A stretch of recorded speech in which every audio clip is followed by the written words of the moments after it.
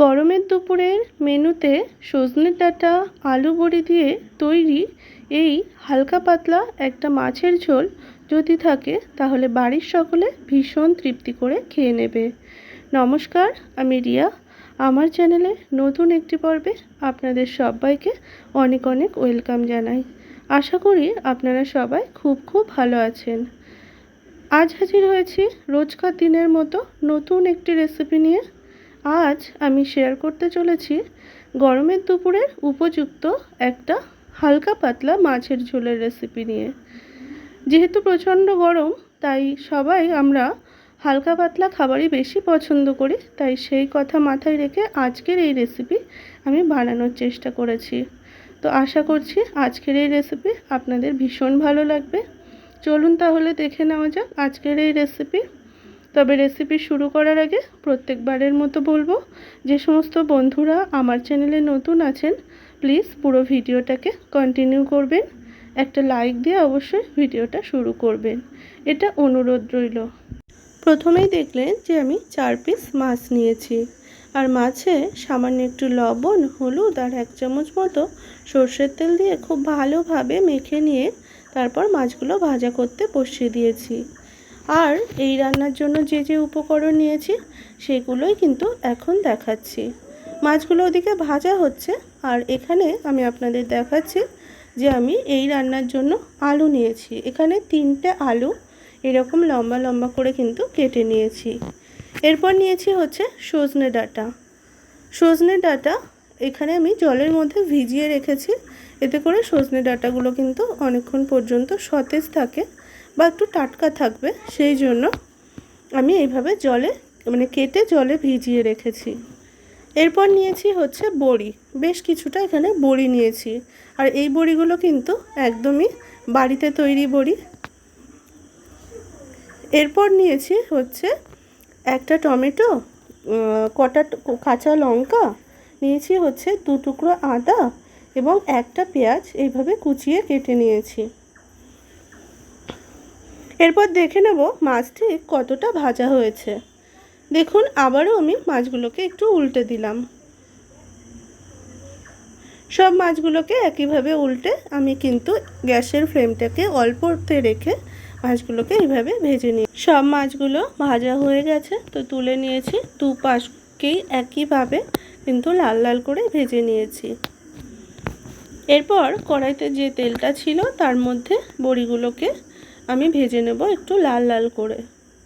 তবে বড়িগুলো যখন ভাজবো আমি আঁচটাকে একদম লো করে দিয়ে কিন্তু বড়িগুলোকে ভেজে নেব।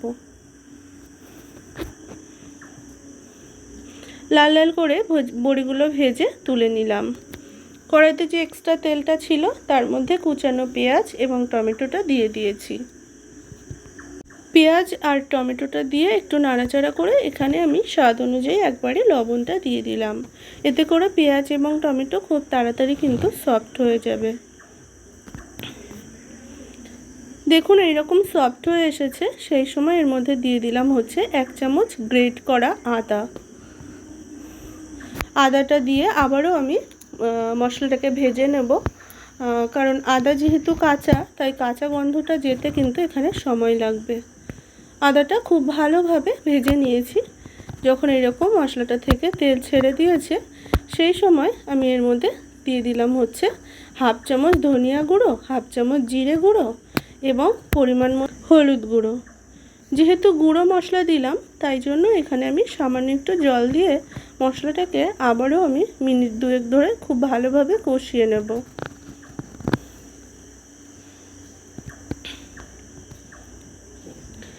মশলাটা যখন এইরকম ফুটে উঠবে তখন এর মধ্যে আগে থেকে কেটে রাখা আলুগুলো দিয়ে দিলাম। তার সাথে একই সাথে দিয়ে দিলাম হচ্ছে সজনে ডাঁটা এবং বড়ি।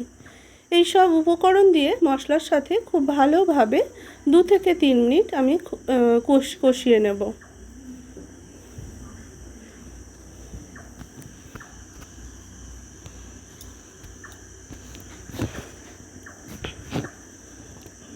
এরপর এর মধ্যে দিয়ে দিলাম হচ্ছে পরিমাণ মতো কাঁচা লঙ্কা। লঙ্কার পরিমাণটা আপনারা কমিয়েও নিতে পারেন, আবার এর থেকে বাড়িয়েও নিতে পারেন। এখানে আমি চেরা কাঁচা লঙ্কা দিয়ে দিলাম 7টা থেকে 8টা। খুব ভালোভাবে কষিয়ে নিয়ে এর মধ্যে পরিমাণ মতো জল দিয়ে দিলাম। এখানে জলের পরিমাণটা আপনারা ঠিক যেমন ঝোল পছন্দ করেন ঠিক সেই অনুযায়ী আপনারা দিয়ে দেবেন। এরপর ঢাকা দিয়ে দিলাম 5 থেকে 6 মিনিট। গ্যাসের ফ্লেমটাকে হাইতে দিয়ে ফুটিয়ে নিয়েছি। 5 থেকে 7 মিনিট পর আমি এটা নামিয়ে নেব একটা পাত্রে। নামিয়ে নিয়েছি। এরপর গ্যাসে আবারও কড়াই বসিয়ে দিয়ে তার মধ্যে ওই 1 চামচ মতো সর্ষের তেল দিয়ে দিলাম। তেলটাকে একটু গরম করে নিয়ে এর মধ্যে দিয়ে দিলাম বেশ কিছুটা গোটা জিরে এবং 2টো তেজপাতা। ফোড়নটাকে কয়েক সেকেন্ড একটু লাল লাল করে ভেজে নিলাম। এরপর এর মধ্যে দিয়ে দিলাম হচ্ছে আগে থেকে তৈরি করে রাখা সজনে ডাঁটা আলু বড়ির ঝোলটা এর মধ্যে কিন্তু ঢেলে দিলাম। এরপর এর মধ্যে দিয়ে দিলাম হচ্ছে মাছগুলোকে, দিয়ে খুব ভালোভাবে নাড়াচাড়া করে নিলাম। এরপর আমি ঢাকা দিয়ে 4 থেকে 5 মিনিট গ্যাসের ফ্লেমটাকে হাইতে রেখে ফুটিয়ে নেব। আর এইভাবে অবশ্যই করে কিন্তু ঢাকা দিতে হবে ফোড়নটা দেওয়ার পরে, না হলে এই রান্নার যে স্পেশাল জিনিস সেটা হচ্ছে এই ফোড়নের স্বাদ। এই স্বাদেই কিন্তু এই রান্নার টেস্টটা ভীষণ ভালো হয়। তৈরি হয়ে গেছে একদমই গরমের তৃপ্তিদায়ক এই মাছের ঝোলের রেসিপি, যেটা গরম ভাতের সাথে ভীষণ ভালো লাগে খেতে। আজকের এই রেসিপি আপনাদের কেমন লাগলো অবশ্যই জানাবেন। ভালো লাগলে লাইক কমেন্ট শেয়ার এবং আমার চ্যানেলে নতুন বন্ধু হয়ে থাকলে চ্যানেলটিকে সাবস্ক্রাইব করার অনুরোধ রইল। ধন্যবাদ।